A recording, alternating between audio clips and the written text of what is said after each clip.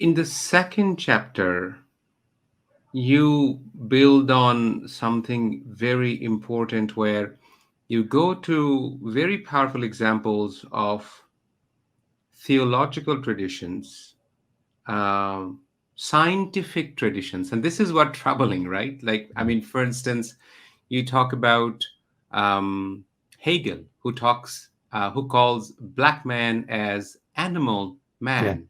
yeah, Now that's troubling for me because you see, from for a lot of readers, that understanding that another philosophy write about is Ludwig. I forgot his last name. Klages. Yeah, exactly. Ludwig Klages. That now we are mere mortals. We when we read the work of Hegel or Klages, we don't question. And you towards the end of the book, you also talk about the expert opinion and how it's Yes, contributes yes. to Mhm. dehumanization. Yeah, Could you tell us what you discuss in the second chapter is that the power of story, theological tradition, and the so-called scientific literature yeah, that blatantly, bluntly dehumanized yeah, lots of groups of people. yeah. So let me begin in this way. As Mhm. I mentioned, there are a number of people who are skeptical of the reality of dehumanization. This is a rather popular position certainly amongst some philosophers uh, these days. And I think that view can only be sustained if one is unaware of a lot of the history of dehumanization. See, people think, oh, it's just using words as weapons, it's an attempt to humiliate or demean, and so on. But they don't really believe it. Oh, we have plenty of cases in which descriptions of others as less than human are clearly meant to be taken literally. Um, and I include some of these in the book. There are many more. Unfortunately, there's a wealth of information um, about this. So, um, so yeah, we to anticipate something I'm sure we're going to talk about a little bit later. Here's a feature of human culture, a necessary feature. Philosophers sometimes call it the division of cognitive labor. That is, we have experts. We have experts, and we defer to these experts in our understanding of the world, and we should. So here's a ring, right? This white ring here. You can see it. Um, Now, suppose I thought, well, this is white gold, and I take it to a jeweler because I don't know how to tell, and the jeweler says, no, it's silver. So the jeweler does the jeweler's test. I accept that. Why? Because I put this person in a position of what a philosopher would call epistemic authority. Here's how I like to describe it. They're the person who's supposed to know. We do this all the time, and it's tremendously important, and it's entirely rational to do that. The floor beneath my feet seems without gaps, but a physicist will tell me it's mostly empty space. I look at it, doesn't look like that to me, but I accept what the physicist says because physicist is supposed to know.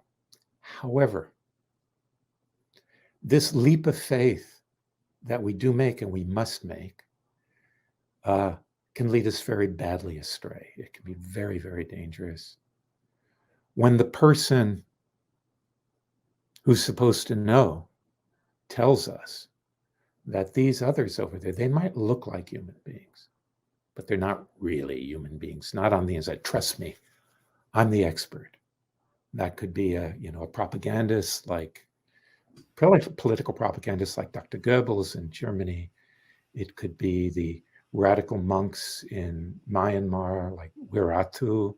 Mhm. It can be a distinguished scientists who make pronouncements about racial difference, as was the Mhm. case in the United States. It could be other sorts of religious leaders.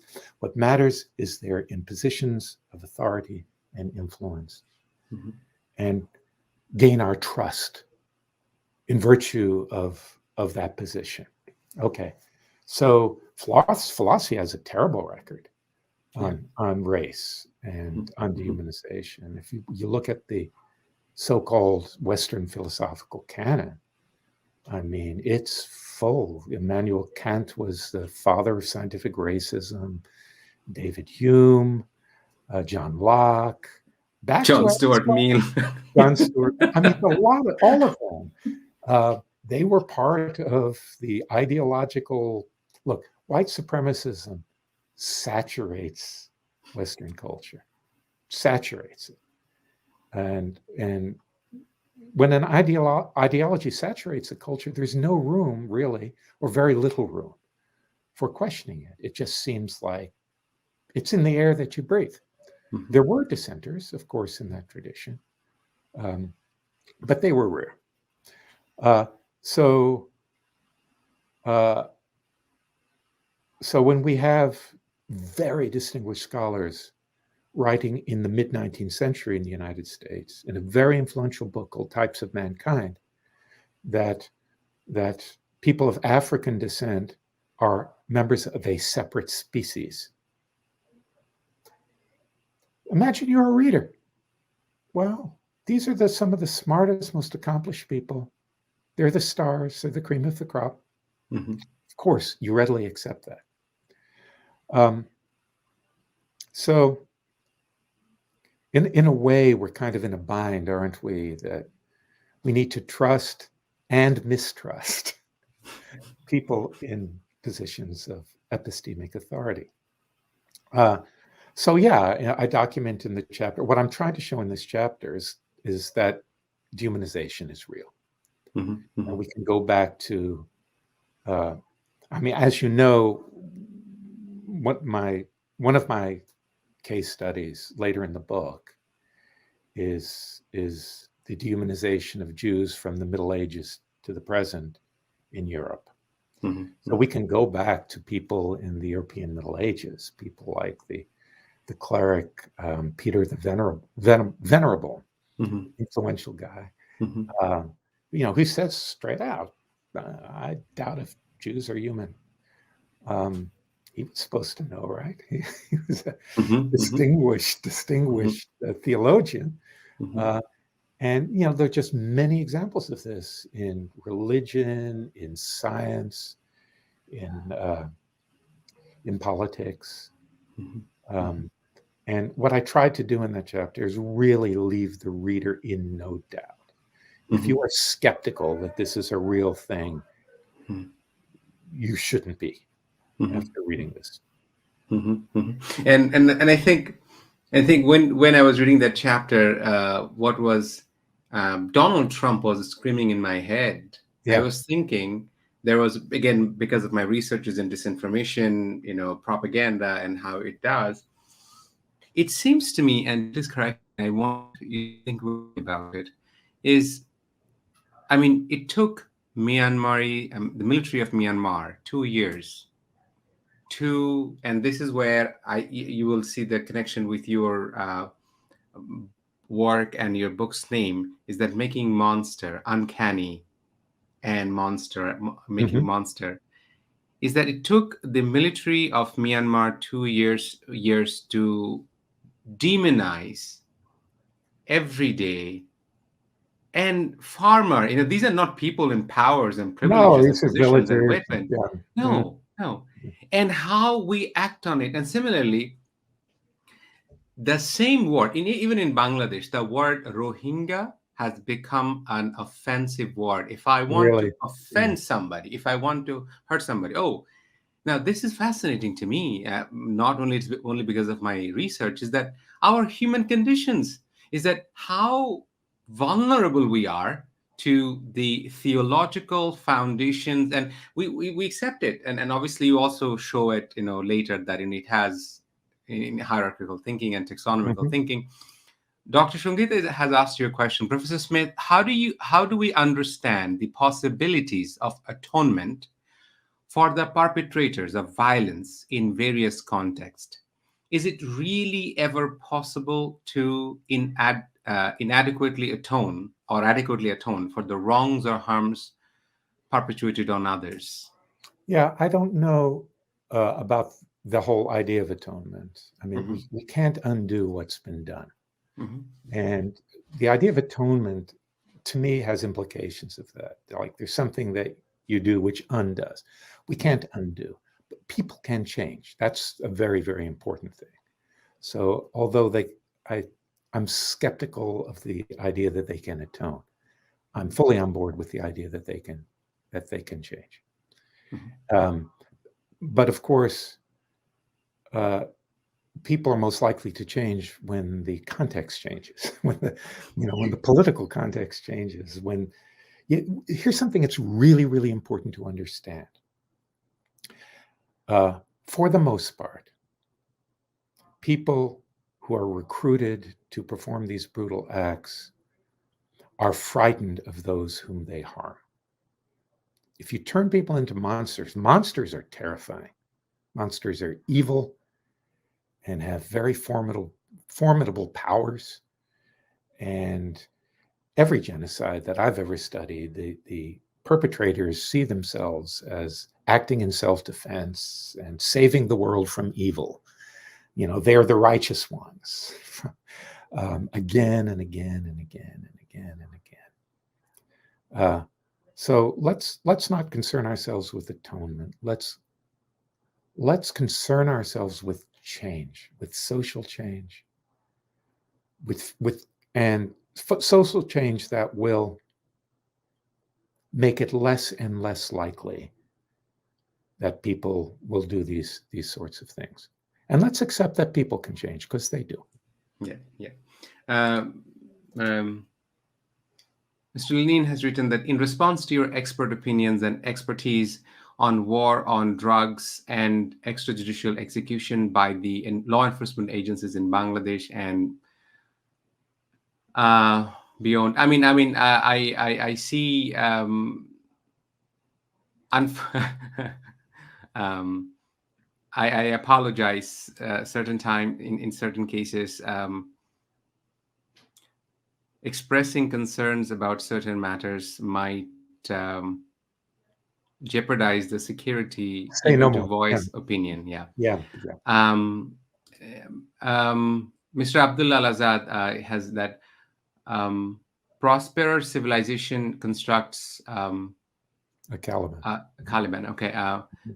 Miranda's insecurity, when is overemphasized.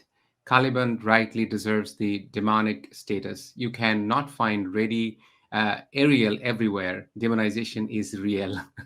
Thank you. Demonization is real. Yeah, Thank you, Azad Bhai, for recognizing and also understanding, and also I think challenging that regular people. I mean, if I want to understand my own subjectivity because I have access to my memories, mm, is that I think as a teenager when I was 14, 15, 16, so many ideas that I had in me, I needed to actively work on them, deconstruct them, intervene them yeah, through my own journey.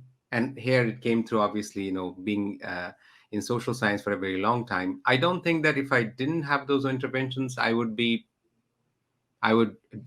uh, denounce those ideas, but those ideas are pretty dangerous ideas. yeah. And they colonize our minds, right? Colonialism isn't just outside of us; it's inside of us, Hmm. and Yeah. when it gets in there, Hmm. it's really hard, Hmm. even to question. Yeah, yeah, yeah. And particularly the time where we're leaving is that the technology companies, for making profit, Yeah, um, they are commodifying our attention, yeah, which means that you have companies with $1 trillion worth of resources out there to convert our life into data, means colonizing the consciousness, because yeah, change comes in consciousness. But if the yeah, consciousness mhm, gets colonized, that's dangerous. yeah, uh, yeah, for sure. David, in third chapter, I found it very, very, at least to me, something very important, and I will discuss about it with our students. is that you talk about in the blood. You talk Yeah, about dehumanization. Could you help our sure, audience that what you're trying to bring in the sure. third chapter? So in the third chapter, I start talking about the idea of race. Mhm. And I do that because demonizing dehumanization in particular, is intimately bound up with ideas about race. Now, that means that we have to understand how the concept of race works. Now, basically, for a long time, the scientific consensus has been that race is invented. So races are not meaningful biological categories at all. Right? So you and I would be regarded as racially different by many people, Mhm. Mhm. but either of us, we might be more similar to one another biologically, genetically, than either of us is with people who are allegedly members of our race, Mhm. right? It Mhm. just, the biology just doesn't work. Some people contest this, but it doesn't. Mhm. Race is a folk idea, and um, it's founded on two components. Well, first of all, actually, let's go back a little bit, and I will get into the blood, right? We need this background. Um, Races get created historically when one group of people wants to exploit or harm another group of people. And that other group of people then is conceived of as fundamentally different from us, first, and inferior to us. That's very important. So when we say inferior, right away we're thinking hierarchically. There are superior kinds of people and inferior kinds of people. We, of course, are superior and they are inferior. Well, what about permanently, essentially inferior? Well, this is based on the idea that race is not primarily about how a person looks. It's about something inside of them, something that makes them fundamentally different. And appearance is merely a symptom, right, um, of this deeper something.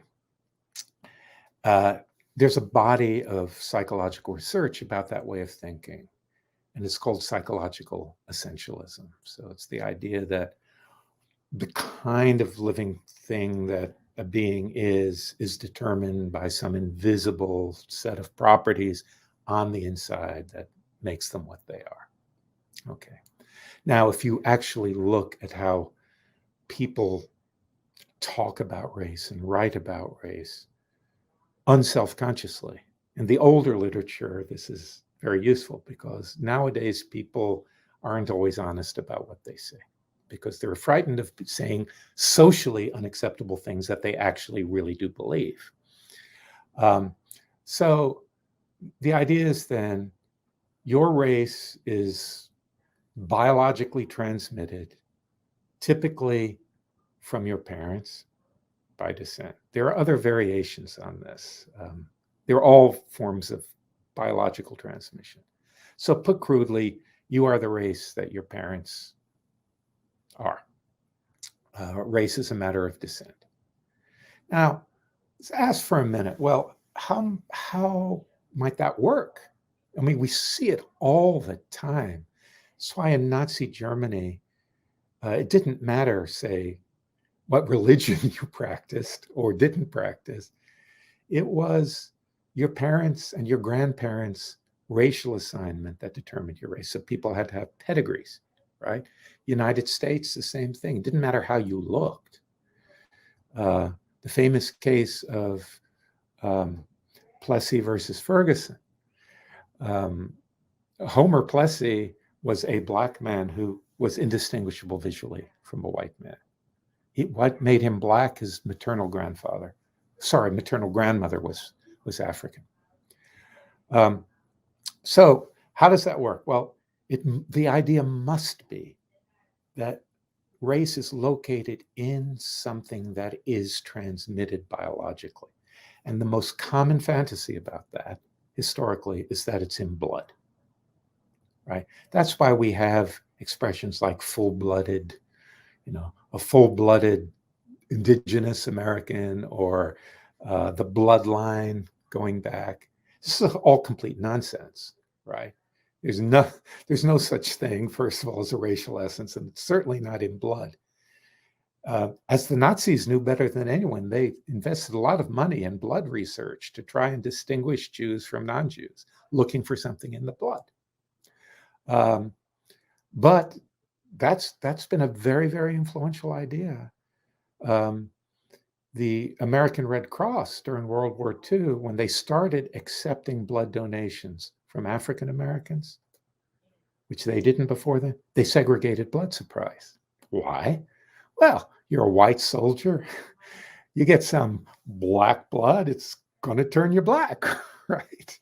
Nazis did the same thing. They segregated blood. I mean, it's ridiculous when you think about it, but it's quite true. And people believed it so fervently, particularly early in the past, that they actually saw things that weren't there. There's a letter that I quote from a physician in the Caribbean from must have been the 18th century, who's writing to a colleague in England and saying, well, he's observed the blood of these enslaved people, and it actually is black. Interesting variation on this, by the way, was it was thought that Russian, in the Tsarist era, it was commonly said that the Russian peasants had black bones. Now, anyone could verify that that's not the case. But that's the power of these ideas, you see. So in the blood. Now, nowadays, people who think they're a little bit more sophisticated say, well, yeah, it's in the genes. There are racial genes. Another completely nonsensical idea. It's just false. There are some genes which are more or less prevalent in different groups of people, but there are no proprietary racial genes. But this idea has such a powerful grip on the human imagination, this essentialism and the idea of race being something real that's inside of you, that's passed on biologically. And